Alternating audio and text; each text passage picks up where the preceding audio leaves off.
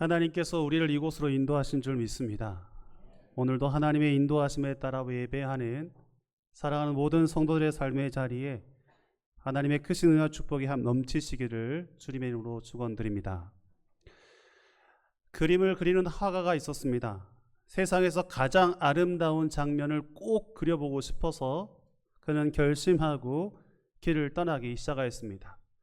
만나는 사람들에게 묻습니다. 세상에서 가장 아름다운 모습이 무엇일까요? 이러한 질문 앞에 만나는 한 사람은 그야말로 믿음이죠. 믿는 모습이야말로 가장 아름다운 모습이 아닙니까? 또 어떤 사람은 말하기를 평화로운 모습이 아닐까요? 누군가는 말하기를 사랑이 넘치는 모습이야말로 가장 아름다운 모습입니다 라고 저마다 대답하였습니다. 사람들의 이야기를 들은 화가는 그래, 그들이 말한 이 세 가지 믿음과 평화와 사랑의 모습을 한 장면에 표현할 수 있다면 어쩌면 세상에서 가장 아름다운 모습이 되겠지라고 생각하였습니다.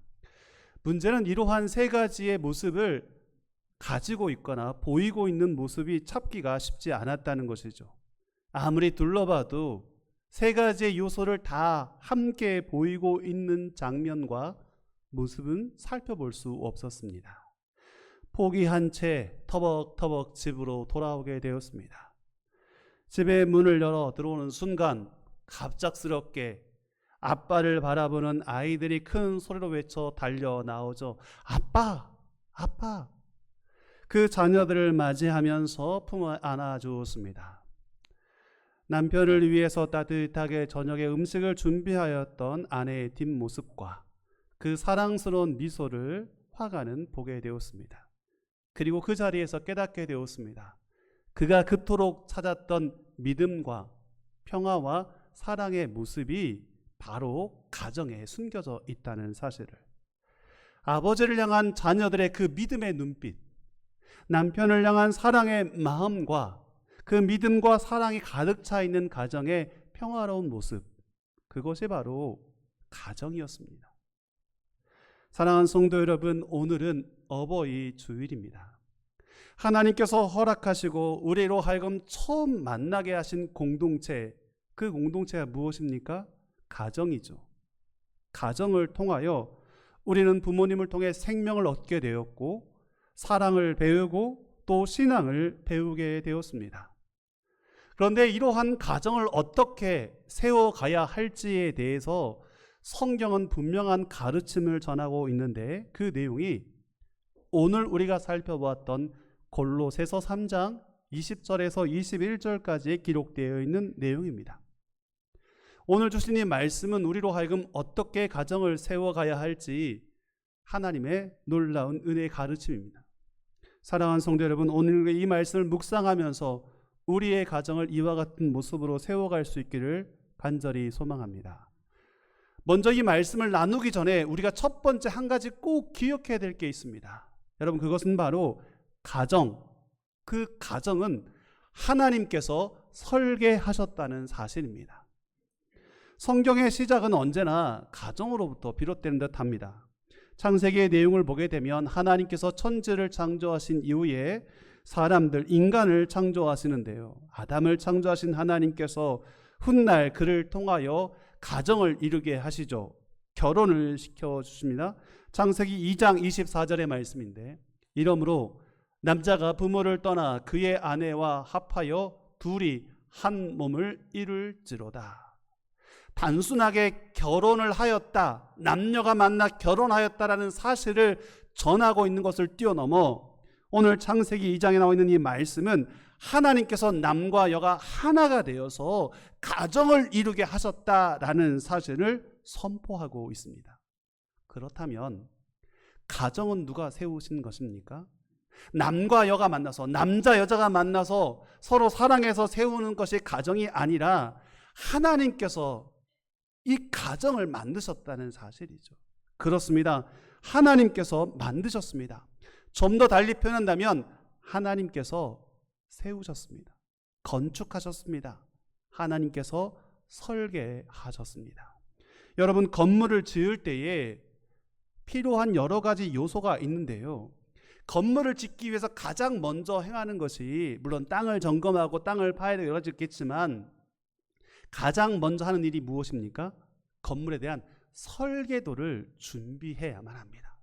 이 건물을 3층을 건물 지을 것인지 아니면 5층을 지을 것인지 분명한 설계도가 나와 있어야만이 그 설계도에 따라 땅을 파기도 하고, 여기에는 이러한 공간을 만들고 여기에는 이러한 재료를 사용하면서 든든하게 세워갈 수 있는 것이죠.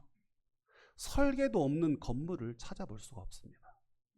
우리의 가정도 우리의 교회도 반드시 세워질 때마다 설계도가 필요하다는 것이죠. 사람이 설계하고 사람이 준비하면 물론 완벽하게 준비하겠죠. 철저하게 준비할 것입니다. 그런데 하나님께서 설계하셨다라고 한다면 이보다 더 아름다운, 이보다 더 견고한 그 조직과 공동체를 어디에서 찾아볼 수 있겠습니까? 하나님께서 그런데 가정을 설계하셨습니다. 이렇게 세워나가야겠다, 이렇게 만들어 나가겠다 라고 준비하시고 말씀하셨습니다. 어떤 가정을 설계하셨을까요? 오늘 저와 여러분이 살아가는 우리의 가정을 설계하셨습니다. 우리 교회 공동체, 거룩한 노혼교회라는 이 공동체를 하나님께서 설계하셨습니다. 이 나라와 민족을 하나님께서 설계하신 줄 믿습니다. 그러므로 그 건물의 주인은 누구이실까요?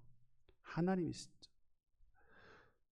하나님께서 직접 설계하신 아름다운 공동체, 가족이라는 공동체, 가정이라는 공동체, 오늘 그 공동체가 하나님의 주인 되심을 우리가 잊지 말아야 합니다. 그래서일까요? 예수님께서 이 땅에서 행하신 많은 이적들을 보게 되면 가정에 관한 놀라운 이적과 기적의 내용을 쉽게 찾아보게 됩니다. 특별히 요한복음에서 예수님께서 행하신 7가지의 7대 기적이라고 하는 내용을 살펴보게 되면 그 첫 번째 기적이 무엇일까요? 그 장소가 어디에서 일어났습니까? 가나 혼인잔치에서 시작되었습니다. 가나 혼인잔치에 포도주가 부족하였던 그 현장 속에 우리 주님께서 물로 포도주를 만드셨습니다. 기적을 행하셨다는 사실을 뛰어넘어 우리 주님께서 그 가정의 첫 시작을 얼마나 귀하게 여겼는지, 얼마나 소중하게 여겼는지 그 장소로 선택하셨다는 사실이죠. 그렇습니다. 우리 주님의 기적도 가정에서부터 시작되었습니다. 여러분, 그것뿐만 아닙니다.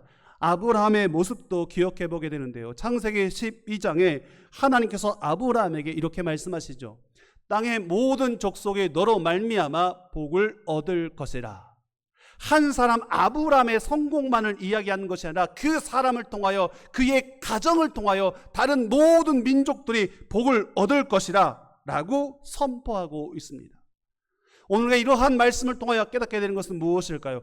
하나님께서 여전히 우리의 가정을 통하여 일하시고 역사하신 줄 믿습니다. 하나님이 세우신 가정을 통하여, 세우신 교회를 통하여, 나라와 민족을 통하여 하나님 지금도 일하고 계십니다. 그런데 우리 현실을 보십시오. 오늘 이 시대에 우리의 가정들이 얼마나 큰 위기를 경험하고 있습니까? 위기 앞에 있습니까? 마치 바람에 흔들리는 촛불과 같이 가정의 위기와 안타까움의 상황들을 보게 됩니다. 요즘 미디어를 보게 되어도요, 개인적인 자유와 개인의 삶을 지나치게 강조한 나머지 때로는 결혼과 가정을 이 삶에 있어서 무거운 짐으로 표현하고 있는 모습들을 종종 보게 되죠. TV 프로그램 가운데 나 혼자 산다라는 프로그램이 있습니다. 웃고 있는 분들은 한 번씩 다 보셨을 것 같은데, 나 혼자 산다, 그러니까 홀로 살아가는 1인 가족들의 그 라이프 스타일을 이렇게 보여주는 방송인데요. 혼자 살아가는 여러 연예인들, 또 사람들의 모습이 어떠한지를 보여주고 있죠. 물론 그분들의 모습을 볼 때마다 조금은 부럽기도 합니다. 그러나 우리의 마음을 불편하게 하는 것은 나 혼자 살아간다는 것이 그렇게 보이는 것만큼 아름답지 않다는 것. 오늘 그러한 모습이 아닙니까? 지나치게 과도하게 1인 가구에 대한 모습을 지나치게 확장하고 포장하다 보니까 나 혼자 산다라는 프로그램을 보는 사람들이 홀로 살아가는 것이 저런 기쁨이 있겠구나, 그냥 혼자 살아가는 것이 좋겠구나. 그런데 살아가는 가정을 보니까 우리 가정은 왜 이렇게 힘들까? 이러한 마음 속에 늘 답답한 마음, 괴로운 마음을 갖게 된다는 것이죠. 그런데 기억해야 할 것은 우리가 누리는 진정한 자유라고 할까요? 그 자유는 사람들과의 관계 속에서 느껴지는 책임에서부터 피어난다는 사실입니다. 누군가 함께 살아가며 섬기며 때로는 참고 성장하는 과정 속에서 우리 인생에 참된 기쁨을 누릴 수 있습니다. 홀로 즐겁고 아무리 좋은 곳에 살아간다 할지라도 홀로 무인도에 살아가는 삶은 우리의 인생의 참된 기쁨이 아니라는 것입니다. 비좁고 힘겹지만 사랑하는 가족들과 함께 살아가는 속에서 느껴지는 세상에 줄 수 없는 우리만의 기쁨을 우리는 또한 찾아가야 하는 것이죠. 왜냐하면 그곳에 하나님께서 숨겨 놓으셨기 때문입니다.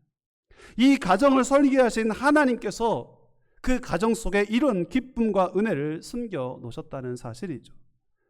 사랑하는 성도 여러분, 하나님께서 설계하신 그 가정을 통하여, 교회를 통하여 우리가 세상에 줄 수 없는 참된 기쁨과 은혜를 함께 누리며 살아갈 수 있기를 소망합니다. 그런데 하나님께서 설계하신 그 가정에게는 두 가지의 원리가 숨겨져 있습니다. 설계하실 때에 두 가지의 목적을 가지고 설계하셨다는 사실입니다. 그 첫 번째 목적이 무엇일까요? 오늘 본문 20절에 나와 있는 말씀이죠. 20절의 말씀해 보시면 자녀들아 모든 일에 부모에게 순종하라. 이는 주 안에서 기쁘게 하는 것이니라. 가정을 이루고 있는 자녀들에게 고민하신 첫 번째 말씀, 부모에게 순종하라 라는 말씀, 이것이 하나님께서 설계하시고 하나님께서 준비하신 가정의 첫 번째 원리입니다. 자녀들, 부모에게 순종하는 것이죠. 순종이라고 하는 단어의 그 의미는 무엇일까요? 히브리어의 샤마 혹은 헬라어의 히파쿠오라는 단어를 쓰고 있는데 그 순종이라는 단어의 어원을 찾아보면 경청하다, 목소리를 듣다라는 의미가 담겨 있습니다. 그러니까 순종이라고 하는 그 어원을 찾아보게 되면 마치 집에 있는 문지기가 누군가 밖에서 문을 두드립니다. 똑똑똑 이렇게 문을 두드릴 때에 그 소리를 듣고서 즉시 움직여 행동하는 것이죠. 문을 열어주거나 맞이하거나 이렇게 한다는 것입니다. 이것이 순종이라고 말하거든요.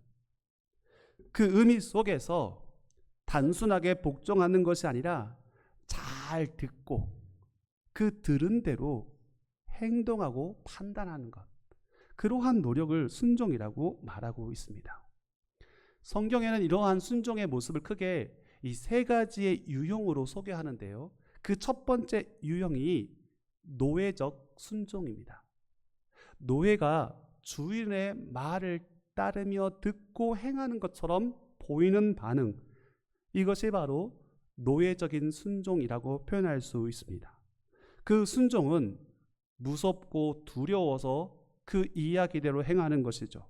억지로 따르는 순종입니다. 마음속으로는 그렇게 하고 싶지 않습니다. 반항의 생각이 드는 것이죠.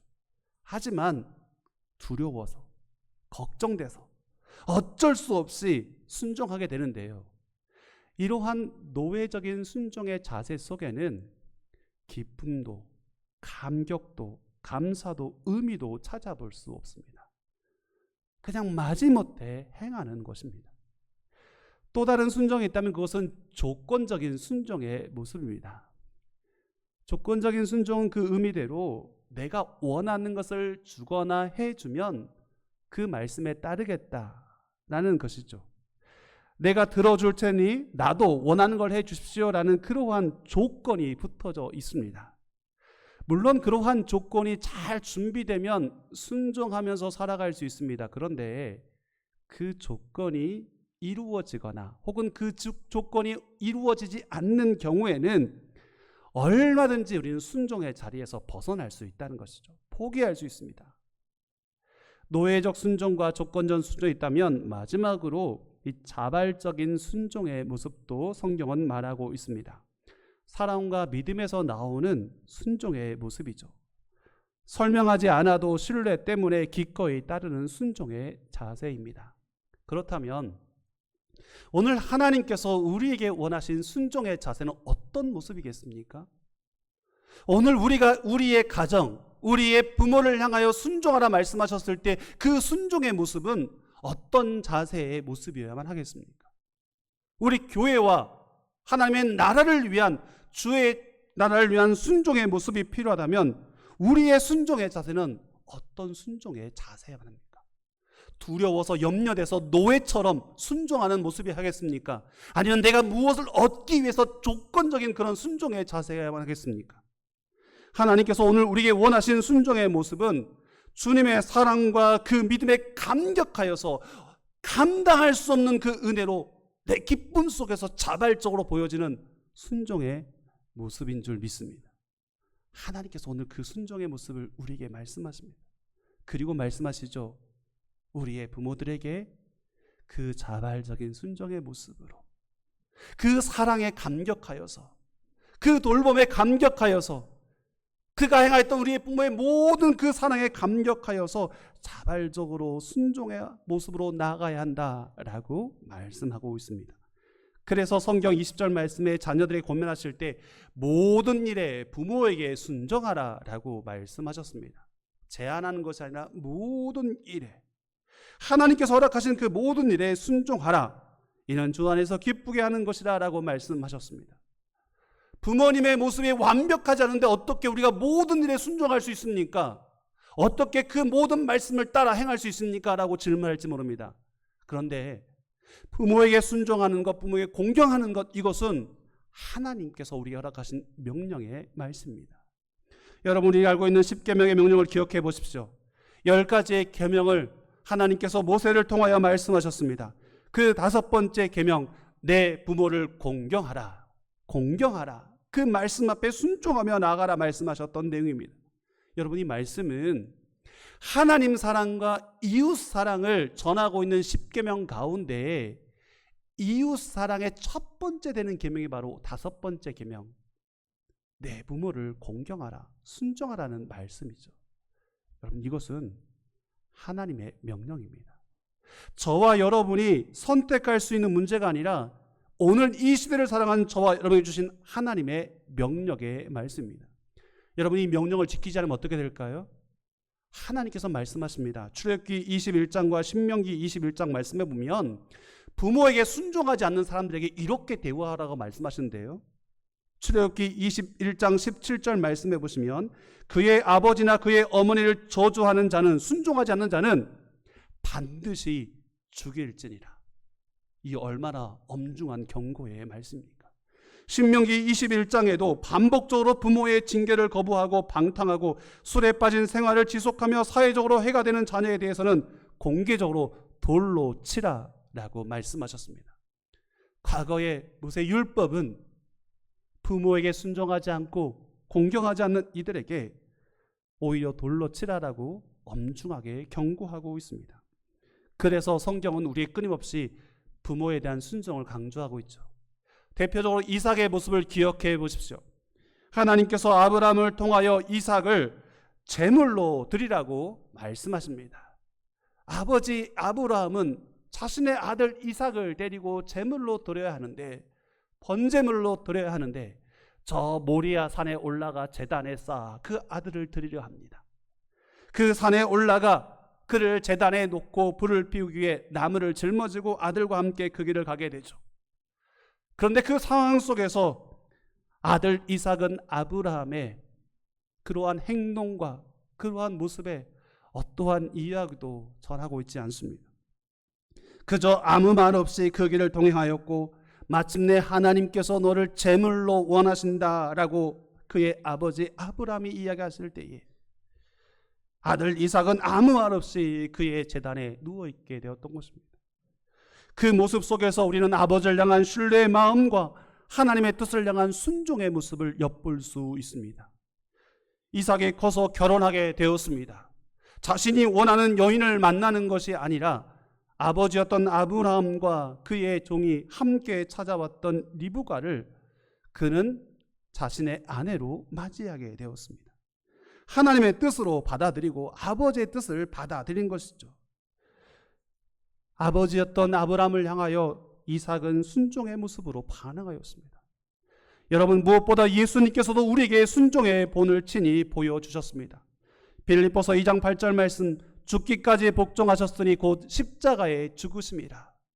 죽음의 그 길이었음에도 불구하고 우리 주님 십자가에 죽으실 그날 때까지 순종함으로 그 길을 걸어가셨습니다. 얼마든지 그 십자가의 그 길을 포기하고 돌아설 수 있었죠. 그러나 요한복음 18장에 기록되어 있는 것처럼 아버지께서 주신 잔을 내가 마시지 아니하겠느냐 하시니라. 하나님이 주셨으니 내가 이 잔을 포기하지 않겠다, 내가 마시겠다 라고 자신의 생명을 온전히 드리는 순종의 모습으로 우리 주님 허락하셨습니다.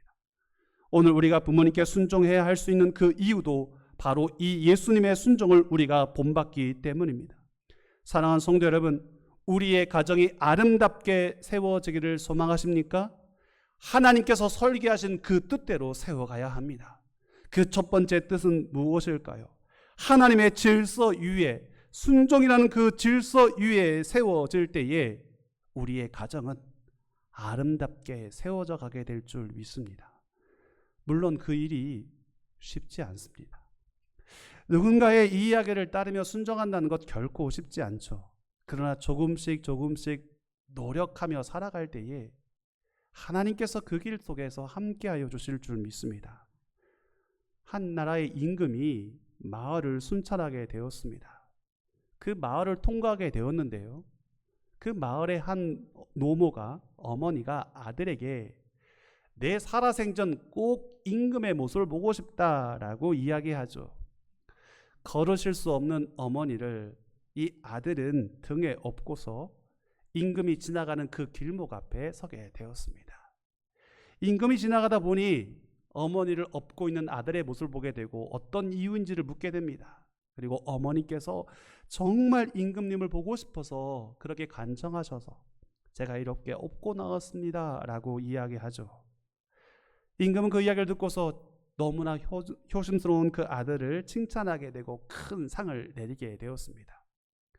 그런데 이 소식이 주변 마을에게 전해지게 되는데 저 건넌 마을에 부르자인 한 사람이 이 소식을 듣게 되고 멀쩡히 살아계신 걸을 수 있는 어머니를 등에 업고서 그 임금 앞으로 나아가게 됩니다. 그 임금 앞에 나아가 임금을 보게 될 때에 또다시 임금이 그 아들에게 선물, 큰 상을 주게 되죠. 주변에 많은 사람들이 손가락질을 말합니다. 저 아들은 걸을 수 있는데도 불구하고 상을 받으려고 어머니를 업고 나온 것뿐이야. 임금이 이 이야기를 듣게 되었습니다. 사람들은 분명히 벌을 내릴 것이라고 생각했습니다. 그런데 그때 임금이 그 아들에게 상을 내리면서 이렇게 말하죠. 부모를 공경하는 그 효도는 흉내라도 내야만 한다. 흉내라도 내야만 한다. 여러분, 이 이야기가 우리에게 주는 교훈은 무엇일까요? 순종이라고 하는 것은요, 흉내라도 내야만 합니다. 처음부터 완벽하게 순종할 수 없죠. 그러나 그 순종의 자세, 부모를 공경하는, 부모에게 순종하는 그 작은 외침의 모습이 흉내라도 내며 살아갈 때에 그게 습관이 되고 우리의 삶이 되어지고 우리의 인격이 되게 되는 줄 믿습니다. 그래서 오늘 성경이 우리에게 말하는 그 말씀, 자녀들아 모든 일에 내 부모를 공경하라, 순종하라. 오늘 이 말씀이 저와 여러분에게 주신 말씀으로 기억하면서 함께 살아갈 수 있기를 간절히 소망합니다. 혹시 그 살아계실, 그 순종해야 될 그 부모님이 살아계시지 않아 걱정이십니까?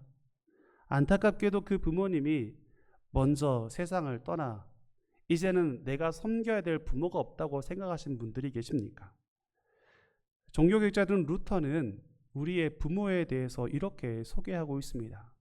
세상에는 여러 부모가 있습니다. 그 첫 번째 부모는 나를 낳아주신 육신의 부모이고, 둘째 부모는 영적인 부모이며, 마지막으로 나에게 지식을 공급해주는 부모가 있습니다 라고 그는 대답하였죠. 여러분, 우리에게 부모가 있습니다. 첫 번째로는 우리의 육신을 낳아주신 우리의 부모님들이 계십니다. 혹시 그 부모님이 떠나가셨습니까? 그러면 우리에게 영적인 부모가 있습니다. 즉 우리로 하여금 거룩한 길로 인도하며 신앙의 길로 인도하는 분들이죠. 우리 교회에는 우리의 영적인 부모와 같은 분들이 계십니다.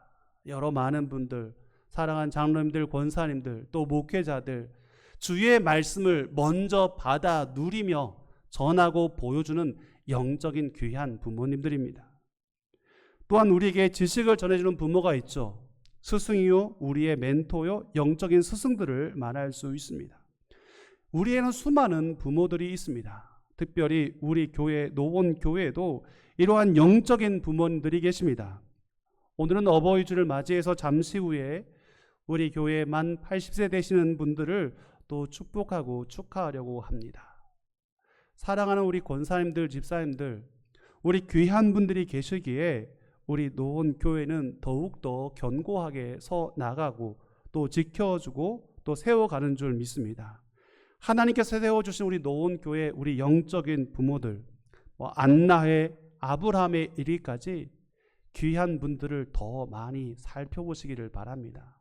이것이 바로 우리가 자녀로서, 영적인 자녀로서 부모를 대하는, 세울 수 있는 신앙의 모습인 것이죠.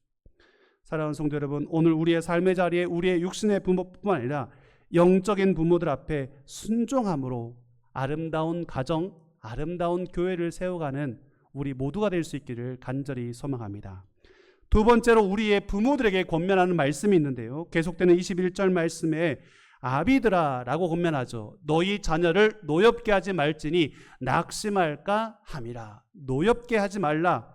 화를 내지 말고 쓴 뿌리가 남지 않도록 그들을 가혹하게 대하지 말라라고 권면하고 있습니다. 얼마 전 중량천 가게 되는데 중량천에 자전거, 두발 자전거를 타기 시작하는 아이와 아버지의 모습을 보게 되었습니다. 너무나 아름다운 모습이었는데 지켜보니까 조금 안타까운 마음이 조금 들게 되었습니다.